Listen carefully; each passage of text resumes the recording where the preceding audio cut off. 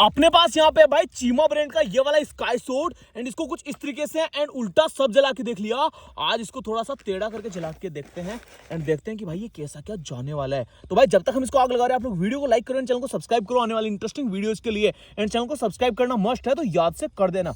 अभी देखते हैं कि भाई किधर जाने वाला है। चल चलो पीछे आ जाओ अभी देखते हैं ऊपर जाएगा या नहीं जाएगा। ओ भाई इसका सेल बहुत उधर गया, देखो फट जा यार। भाई साहब क्या प्यारा निकला यार। नेक्स्ट वीडियोस के लिए चैनल को सब्सक्राइब करना तो बनता है।